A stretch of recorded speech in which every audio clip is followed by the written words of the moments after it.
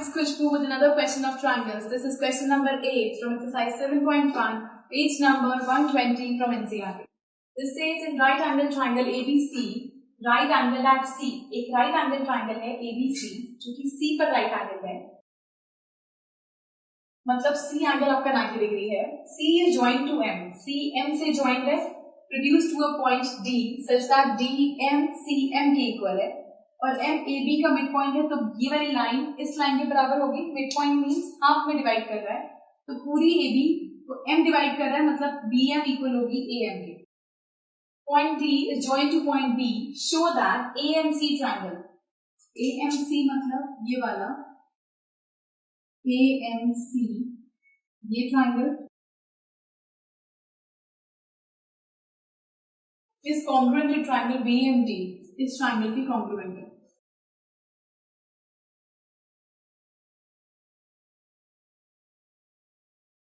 इस ट्रायंगल की कॉन्ग्रुएंट है. तो सबसे पहले हमें गिवन क्या है, यहाँ पे हमें गिवन है कि एंगल ACB 90 डिग्री है और BM इक्वल है AM के और DM इक्वल है CM के. हमें प्रूव करना है पार्ट 1 में कि ट्रायंगल AMC कॉन्ग्रुएंट है ट्रायंगल BMD के. प्रूफ. फर्स्ट पार्ट में जो ट्रायंगल्स हमसे कॉन्ग्रुएंट करने के लिए मांगे गए हैं हम उन्हीं को लेंगे. So in triangle AMC and triangle BMD, ये दो ट्रायंगल्स, इसमें हमें क्या गिवन है कि BM इक्वल है AM के, ये हमें गिवन है. सेकेंड थिंग DM इक्वल है CM के, ये भी हमें गिवन है कि ये चीज इसके इक्वल है, ये चीज इसके इक्वल है. ये सिंगल सिंगल लाइन मतलब ये दोनों equal, double double line means ये दोनों इक्वल. और हमारे पास है कि दो ट्रायंगल्स में ये वर्टिकली ऑपोजिट एंगल्स, जब भी क्रॉस बनता है तो सामने वाले एंगल्स चाहे ऐसे इक्वल हो जाते हैं. तो ये एंगल्स इक्वल होंगे, वर्टिकली ऑपोजिट एंगल्स हैं. तो एंगल BMD इक्वल होगा एंगल AMC के, लेकिन ये वर्टिकली ऑपोजिट एंगल्स. सो इस तीन चीजें हमारे पास आ गई है. दैट मींस ट्रायंगल्स कॉन्ग्रुएंट हो गए. देयरफॉर ट्रायंगल AMC कॉन्ग्रुएंट होगा ट्रायंगल BMD के बाय, हमने यूज करा है साइड.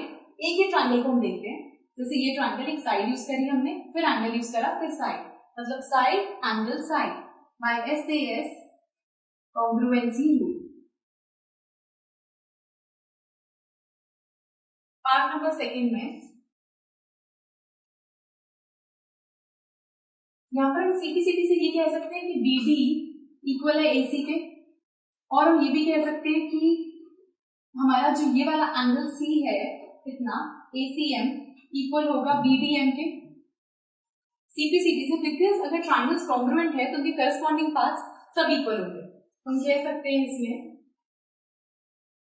यहाँ पर कि BD इक्वल है AC के बाय CPCT, और एंगल ACM इक्वल है एंगल BDM के by CPCT. So part second के लिए हमें कहना है कि angle DBC is right angle, कि ये वाला जो D एंगल है ये 90 डिग्री है, इसको प्रूव करना. अब अगर हमारे पास ये एंगल इसके इक्वल है तो अगर हम ध्यान से देखें तो ये Z बन रहा है, ये Z फॉर्म कर रहा है इस तरीके से, यहाँ से Z बन रहा है. तो हम Z बनने का मतलब ऑल्टरनेट एंगल्स, तो लिखेंगे सिंस एंगल ACM इक्वल है एंगल BDM के, therefore alternate angles are equal. As alternate angles are equal, alternate angles equal है, that means ये दो लाइंस पैरेलल है. BD पैरेलल है AC के, तो BD is parallel to AC. अगर लाइंस ये पैरेलल हैं, इन लाइंस को हम पैरेलल मानते हैं, and this is a transversal, मतलब इस तरह से लाइंस पैरेलल और एक ट्रांसवर्सल है, और ट्रांसवर्सल की एक ही साइड पे अंदर वाले दोनों एंगल्स का सम होता है 180 degree. They are coincident angles. तो सेम वेज यहाँ पर ये वाला एंगल और ये वाला एंगल मिलाकर होगा co-interior. Therefore, angle ACB plus angle DBC is equal to 180 degree. Reason हम लिखेंगे co-interior angles. So हमारे पास ACB 90 है plus DBC equals 180. तो आपके पास DBC की वैल्यू आएगी 180 minus 90 means 90. So यहाँ से आगे की एंगल DBC हमारा जो है एक right angle triangle. Same way हमें दिया पार्ट नंबर 3 में हमें प्रूव करना है कि DBC ये वाला ट्रायंगल DBC मतलब कि ये वाला ट्रायंगल आपका DBC और ट्रायंगल ACB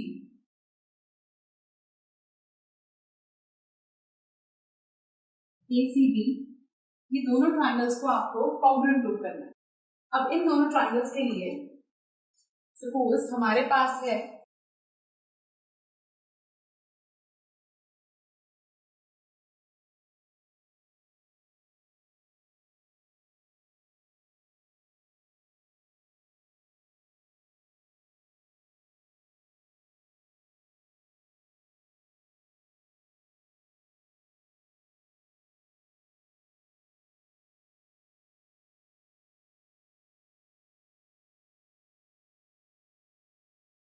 हमें गिवन है थर्ड पार्ट में प्रूफ हमें ये दो ट्रायंगल्स लेने हैं DBC और ACB। तो हम लेंगे in triangle DBC and triangle ACB में दो चीजें आपके पास, एक तो आपके पास है BD इक्वल है AC के, ये हमने CPCD से ऊपर प्रूफ किया था BD equal to AC। Reason भी उम्मीद देंगे प्रूव्ड अबव। दूसरी चीज आपके पास है कि ये जो BC है ये आपके पास कॉमन है दोनों में, BC equal to BC common. Third thing आपके पास ये वाला एंगल भी 90 है, ये वाला एंगल भी 90 है। एंगल DBC इक्वल है एंगल ACB के, ईच इक्वल टू 90 डिग्री, दोनों 90 डिग्री एंगल। तीन चीजें आनी है, that means triangles are congruent. Therefore triangle DBC congruent है ट्रायंगल ACB के बाय, हम एक ही ट्रायंगल को देखेंगे। लेट्स सपोज अगर मैं DBC को देख रही हूँ तो इसके अंदर पहले एक साइड आई, फिर एक एंगल आया, फिर एक साइड आई, तो साइड एंगल साइड, सो बाय SAS कॉन्ग्रुएंसी रूल। सो ये ट्रायंगल्स कॉन्ग्रुएंट हो गए। सो ये ट्रायंगल्स कॉन्ग्रुएंट हो गए। CPCD से हम ये कह सकते हैं कि पूरी लाइंस ये AB और CD इक्वल है, therefore AB is equal to CD by CPCD। Fourth part में से कहा गया CM इक्वल है हाफ AB के। तो पार्ट फोर्थ में हमारे पास गिवन है AB इक्वल है CD के और हमें पता है कि CD का मिड पॉइंट है M, तो हम लिख सकते हैं CD इक्वल है DM plus MC। DM plus MC को मिलाएंगे तो CD आएगी, और DM और MC दोनों इक्वल है, MC इक्वल है DM के, तो मैं DM की जगह पर MC लिख सकती हूँ, तो MC प्लस MC, तो CD इक्वल आएगी ट्वाइस ऑफ MC के।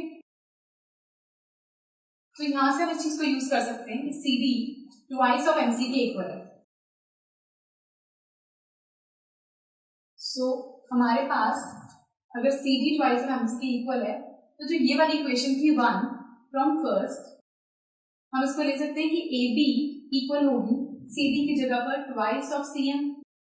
MC या CM is the same thing. अब CM इक्वल है हाफ AB के, अगर ये 2 इधर आ जाए तो बनेगा 1/2 AB is equal to CM। ये हमें प्रूव करना था कि CM is equal to half AB, therefore CM is equal to half AB। तो बेसिकली इन चारों पार्ट्स के अंदर एक के उससे दूसरे के लिए हमारे को एटलीस्ट कोई साइड या कोई ना कोई एंगल निकल रहा है। So this was the 8th question from exercise 7.1 and do watch the next video for some more questions. Goodbye.